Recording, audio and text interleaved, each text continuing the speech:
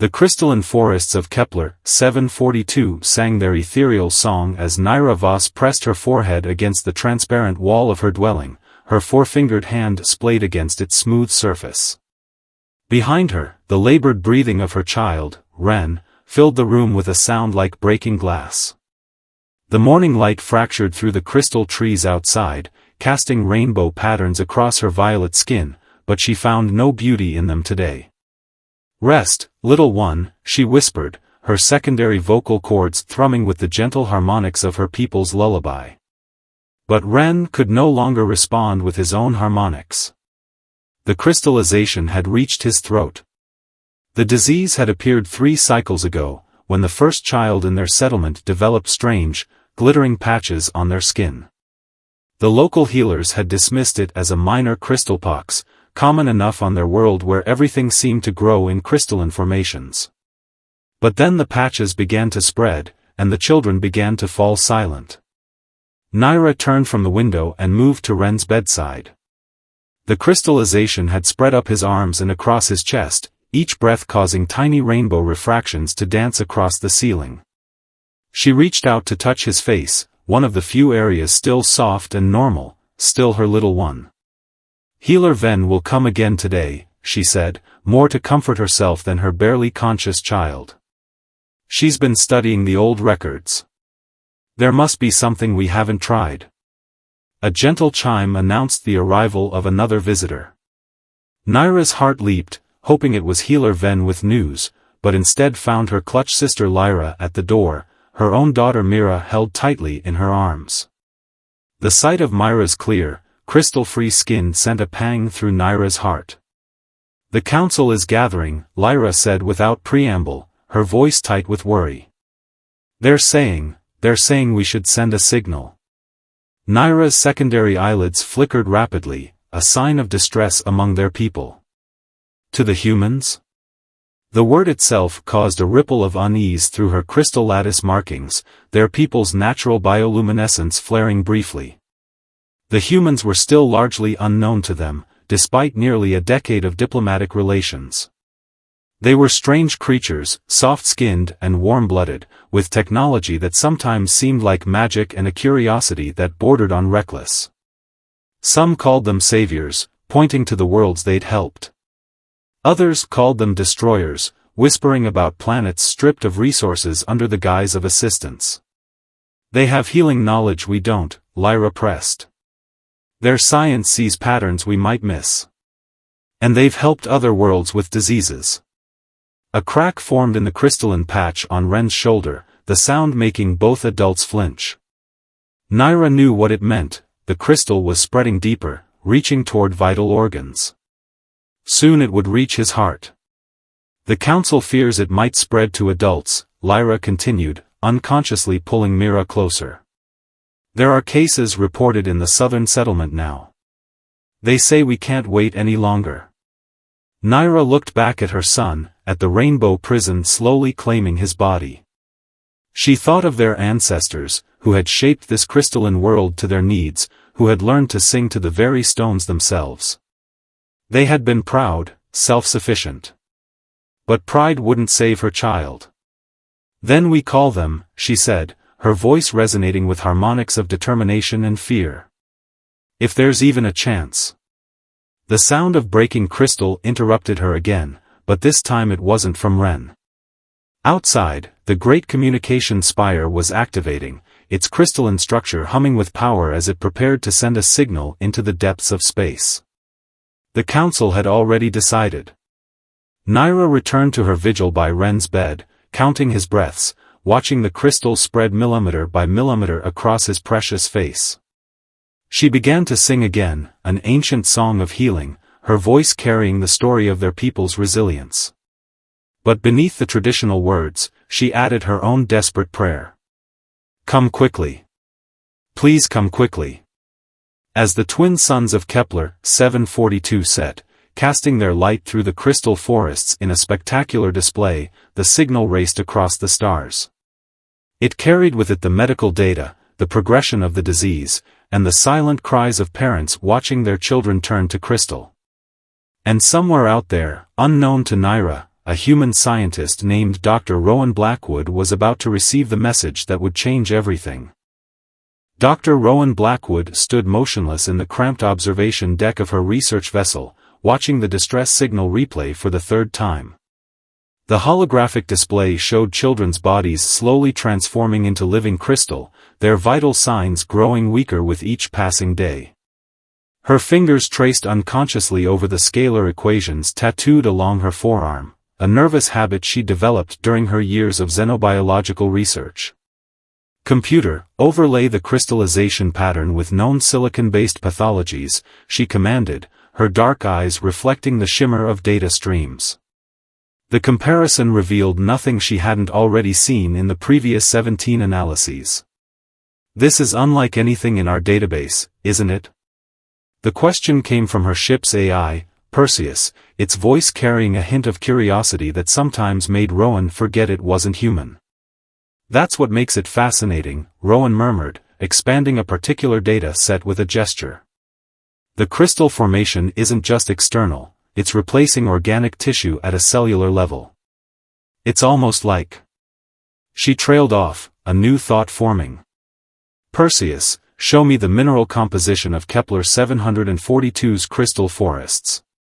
The display shifted, revealing complex molecular structures that made Rowan's heart race. There. The crystalline structures in the children matched the planet's natural formations. "This isn't just a disease, it's an adaptation gone wrong." The journey to Kepler 742 would take 3 weeks at maximum speed, Perseus noted. According to the medical data, many of the infected children don't have that long. Rowan's jaw tightened.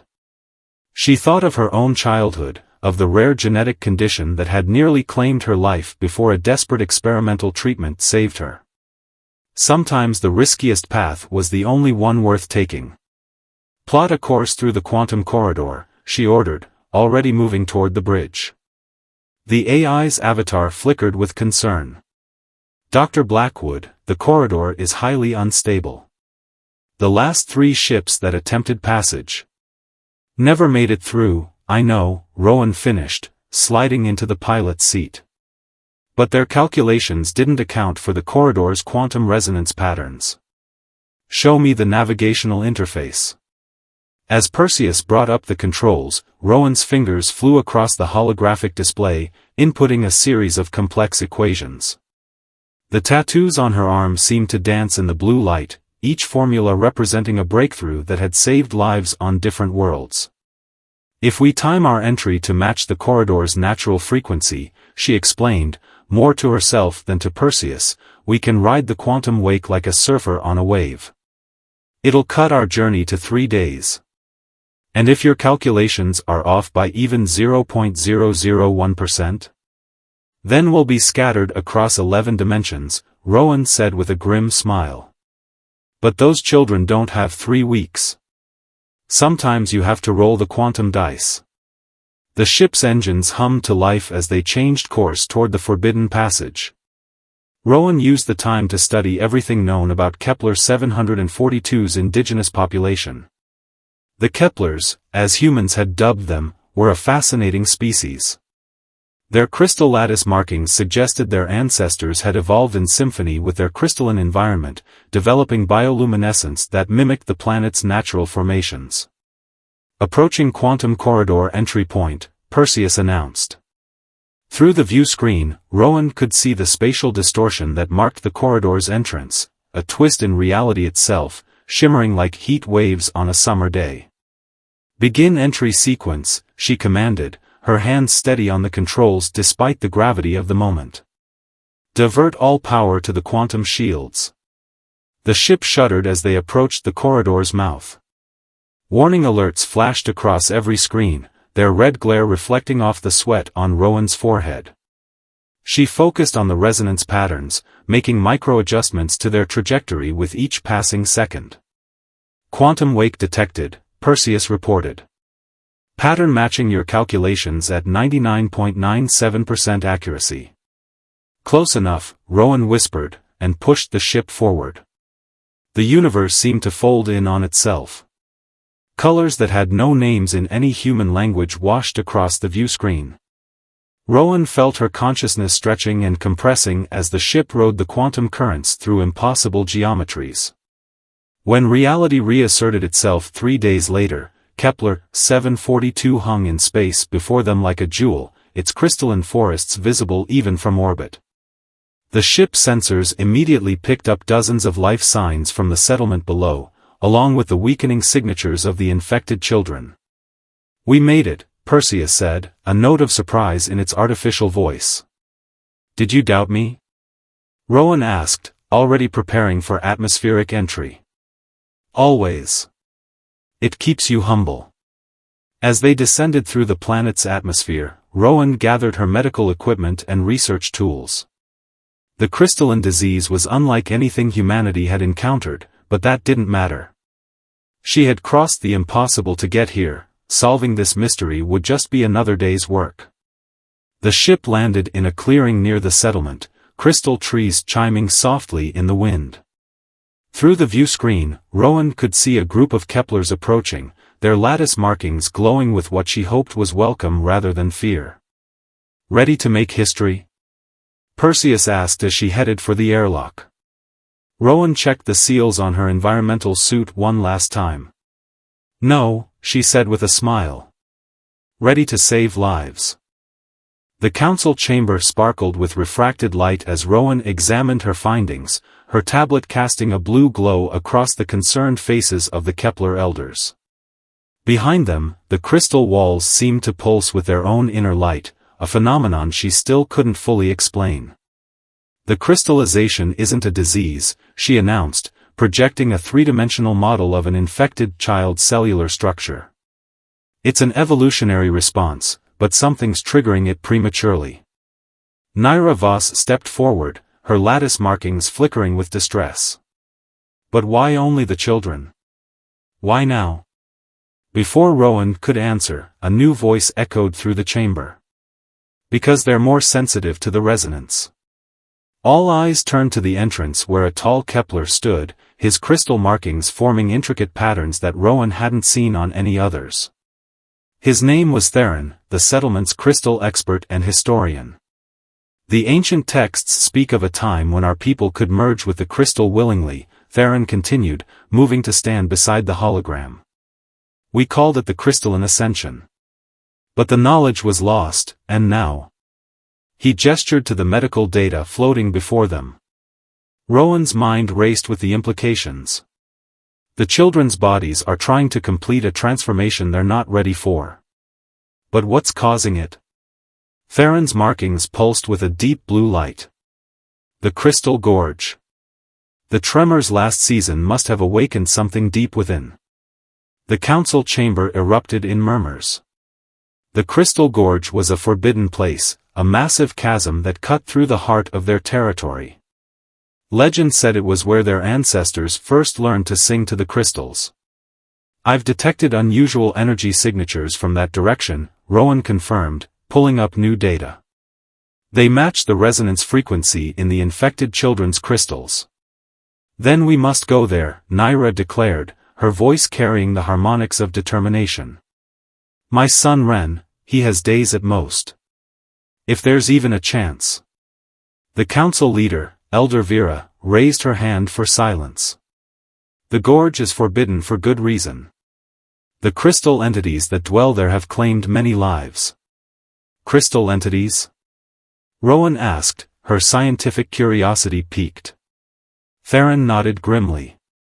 "Living crystals, vast and ancient. They guard something at the heart of the gorge. Something our ancestors called the Genesis crystal. Which is exactly what we need," Rowan said, standing. "If this is an evolutionary process gone wrong, we need to understand its origin. The Genesis crystal might hold the key to controlling the transformation." Elder Vera's markings flickered with concern. "The journey is treacherous. The crystal entities are drawn to our bioluminescence. They see us as incomplete." "Then let me go," Rowan offered. "I have no bioluminescence to attract them. And with Theron's knowledge of the crystals, I will guide you, Theron agreed, his markings pulsing with a steady light. But we must move quickly. The children's condition worsens with each passing hour. Naira stepped forward again. I'm coming too. I've studied the old songs, the ones used to communicate with the crystals. We might need them. The preparation for their expedition was swift but thorough. Rowan uploaded all known data about the gorge to her suit's computer while Theron gathered ancient maps and ceremonial tools. Naira spent precious moments with Ren, promising to return with a cure. As they stood at the edge of the settlement, looking toward the distant glitter of the crystal gorge, Perseus's voice came through Rowan's communicator. The energy signatures are intensifying. Whatever's down there, it's getting stronger. Any theories about these crystal entities? Rowan asked as they began their journey, the crystal forest growing denser around them. Theron's markings swirled with thoughtful patterns. Our legends say they are our ancestors, ones who completed the crystalline ascension but lost their organic forms in the process. They became pure crystal, pure energy, but also pure instinct. And they guard the Genesis crystal, Naira added, her voice soft with awe. The first crystal to sing back to our people. The journey through the forest was eerily beautiful. Crystal trees chimed in harmony as they passed, their sounds forming complex melodies that seemed almost alive. Rowan's instruments detected increasing levels of quantum entanglement in the crystal structures, a phenomenon that shouldn't have been possible on this scale. As they approached the gorge, the ground began to vibrate with a deep resonance.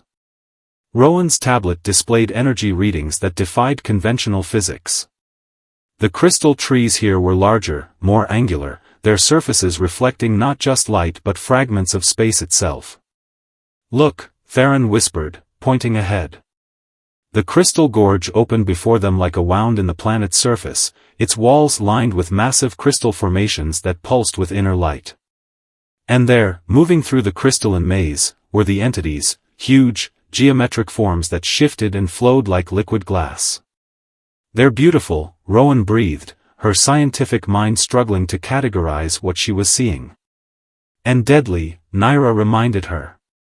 We must reach the heart of the gorge without attracting their attention. As if in response to her words, one of the crystal entities turned toward them, its faceted surface reflecting their own images back at them, but changed, crystalline, complete. Theron's markings dimmed to near darkness. They know we're here. And they want us to join them. The entity began to move in their direction, its crystalline body singing a song that made Rowan's bones vibrate. Behind it, more entities emerged from the depths of the gorge, all drawn to the presence of organic life. Well, Rowan said, checking her equipment one last time, I didn't cross the quantum corridor to turn back now. Shall we? Together, they stepped into the crystal gorge, toward whatever ancient secrets awaited them at its heart, and hopefully, toward salvation for the dying children of Kepler 742. The descent into the crystal gorge was like entering another world. Massive crystal formations rose around them like frozen waves, their surfaces reflecting distorted versions of reality. Rowan's sensors were going haywire, detecting energy patterns that shouldn't exist in normal spacetime. The entities are circling us, Theron whispered, his markings dimmed to their lowest luminescence. They're curious, but not yet hostile. Rowan watched as one of the crystalline beings flowed over a nearby formation, its geometric body refracting light in impossible ways. Her suit's computer was struggling to maintain a lock on its structure, as if the entity existed in multiple states simultaneously. This way, Naira called softly, indicating a narrow passage between two towering crystal walls. The old songs speak of a path marked by the morning star's light. They followed her lead, navigating through the crystalline maze while trying to avoid direct contact with the entities. Rowan's tablet continued collecting data, recording energy signatures that grew stronger as they descended deeper into the gorge. Perseus, she sub-vocalized into her comm, are you getting all this? Affirmative, the AI responded. The quantum entanglement levels are off the charts. These crystal entities appear to be operating on multiple dimensional planes simultaneously. A haunting melody suddenly filled the air, causing them all to freeze. One of the entities had moved directly into their path, its crystalline form pulsing with internal light. As they watched, it began to reshape itself, forming patterns that mimic their own bodies. "It's trying to communicate," Theron realized, his markings brightening involuntarily in response.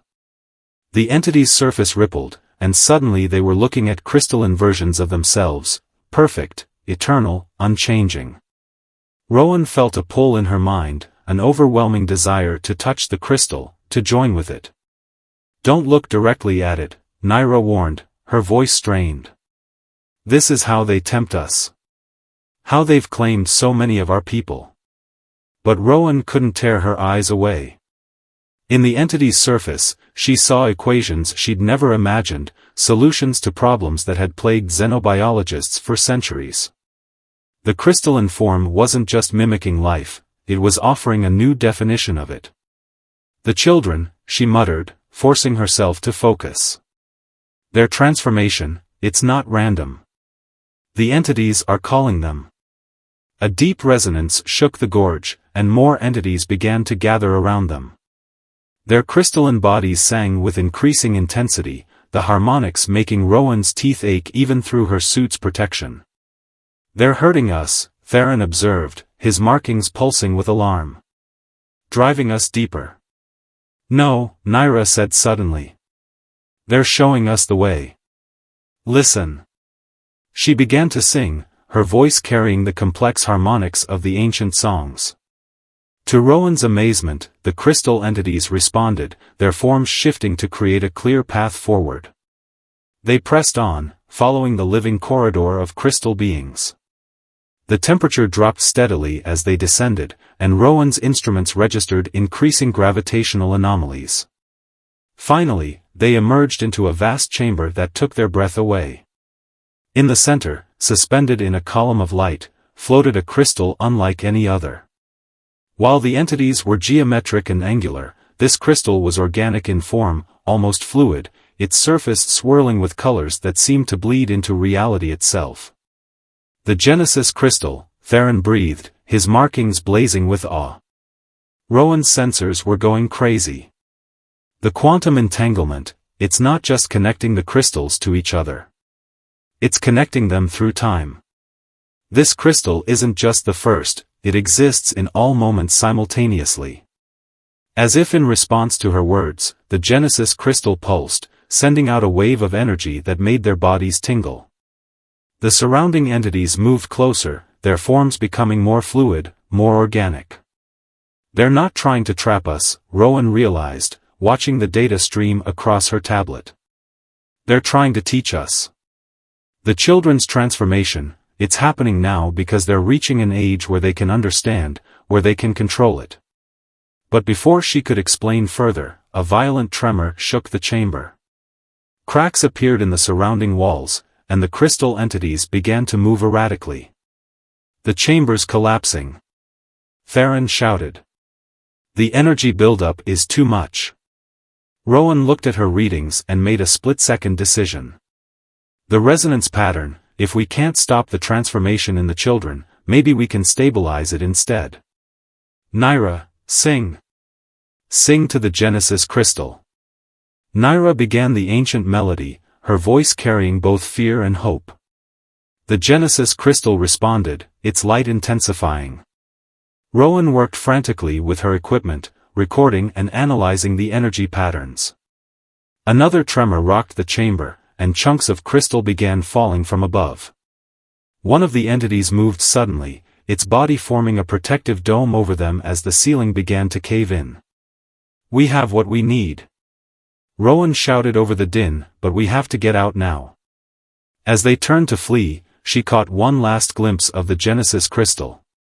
In its swirling surface, she saw not just reflection, but possibility, the perfect union of organic and crystalline, of past and future, of what was and what could be. They ran through the collapsing gorge, guided by the entities that had once seemed so threatening. Behind them, the chamber of the Genesis crystal disappeared beneath tons of crystal and stone, but its song lingered in their minds, carrying the key to saving the children of Kepler, 742. Back in the settlement's medical center, Rowan's fingers flew across multiple holographic displays while Naira sat beside Ren's crystalline form, singing the ancient melody they had learned from the Genesis crystal. Theron stood nearby, his markings pulsing in harmony with the song. "The frequency has to be exact," Rowan muttered, analyzing the data from her recordings. "Too fast, and the transformation will overwhelm them. Too slow, and their bodies will reject it entirely." "His crystal formations are spreading more rapidly," Perseus reported through the lab's speakers, monitoring Ren's vital signs. "Core temperature dropping. Crystallization approaching cardiac tissue." Naira's voice wavered but didn't break, maintaining the complex harmonics that made the crystal formations in the room vibrate sympathetically. Other parents had brought their infected children, and the medical center was filled with the sound of labored breathing and tinkling crystal. "I've isolated the quantum signature," Rowan announced, her eyes fixed on the streaming data. The Genesis crystal wasn't just the first to sing, it was teaching their ancestors how to control the transformation. "The children aren't sick, their pupae trying to emerge too soon." She began calibrating a series of crystal resonators, positioning them around Ren's bed. Each one was tuned to a specific frequency derived from their recordings in the gorge. As they activated, they created a complex harmonic field that matched the Genesis crystal's song. "Now, Naira," Rowan commanded. "Sing the emergence verse." Naira's voice rose in pitch, carrying the ancient words that had been preserved in their people's oldest songs. The crystal formations on Ren's body began to pulse in response, their structure shifting subtly. "Quantum field stabilizing," Perseus reported. "Cellular reconstruction proceeding at controlled rate." Theron's markings blazed with sudden understanding. "Of course. The entities weren't our ancestors trapped in crystal form, they were our ancestors who had learned to move freely between forms. The knowledge wasn't lost, it was waiting for us to be ready." Ren's eyes fluttered open for the first time in days. The crystal formations on his skin had stopped spreading, and instead began to take on patterns similar to the adult Kepler's natural markings.